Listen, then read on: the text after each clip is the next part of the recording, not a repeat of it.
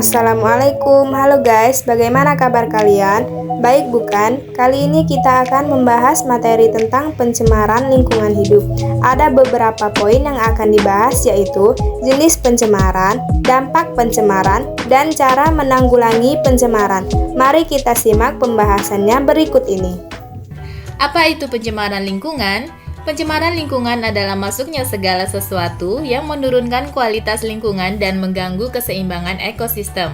Zat yang mencemari lingkungan disebut dengan polutan. Kelly, Ijar, dan Cita ditugaskan untuk mencari dan mengamati masalah pencemaran yang terjadi di kota mereka masing-masing.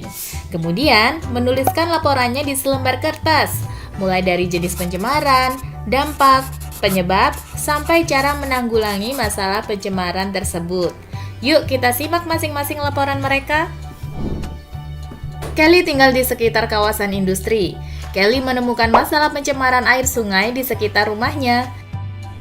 Airnya sudah menghitam dan berbau tidak enak, sehingga tidak layak lagi digunakan sebagai air minum atau sekedar mencuci. Banyak tumbuhan air dan ikan yang mati karena kekurangan oksigen. Air yang tercemar juga menjadi sarang penyakit karena mengandung virus dan bakteri berbahaya. Pencemaran air di tempat Kelly disebabkan oleh limbah pabrik tekstil yang tidak diolah dengan baik, yang mengandung sisa zat pewarna dan logam berat. Pencemaran air juga disebabkan oleh sampah rumah tangga, seperti sisa makanan, sayuran, atau plastik yang dibuang sembarangan. Pencemaran air di tempat Kelly dapat diatasi dengan cara membuat instalasi pengolahan air limbah atau IPAL. Tujuannya adalah untuk mengolah limbah pabrik agar lebih aman. IPAL melalui beberapa tahapan, mulai dari menyaring, mengendapkan, menguraikan, dan mematikan bakteri penyakit. Pencemaran air juga dapat dicegah dengan tidak membuang sampah ke sungai, mendaur ulang sampah, atau mengurangi produksi sampah sehari-hari. Ijar tinggal di daerah sekitar pertambangan.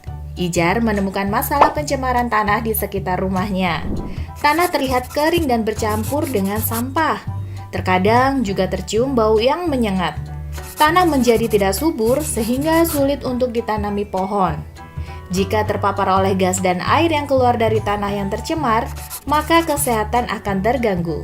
Dari hasil pengamatan Ijar, penyebabnya adalah kebiasaan membuang sampah sembarangan, terutama sampah plastik dan kertas. Limbah pertambangan juga mengandung logam berat yang mencemari tanah. Cara menanggulangi pencemaran tanah adalah dengan remediasi. Remediasi adalah kegiatan membersihkan permukaan tanah dari bahan pencemar. Remediasi juga dapat dibantu dengan mikroorganisme, seperti jamur dan bakteri. Mikroorganisme tersebut akan mengurai bahan pencemar menjadi lebih aman. Cita tinggal di daerah perkotaan yang padat penduduknya. Rumahnya dekat dengan jalan yang ramai dilalui kendaraan. Cita menemukan masalah pencemaran udara di sekitar rumahnya. Faktor penyebab pencemaran udara di tempat Cita adalah asap dari berbagai sumber. Misalnya asap pembakaran sampah, asap rokok, dan asap kendaraan. Asap biasanya mengandung gas karbon dioksida yang dapat memerangkap panas atau menyebabkan efek rumah kaca. Karena itu suhu semakin panas.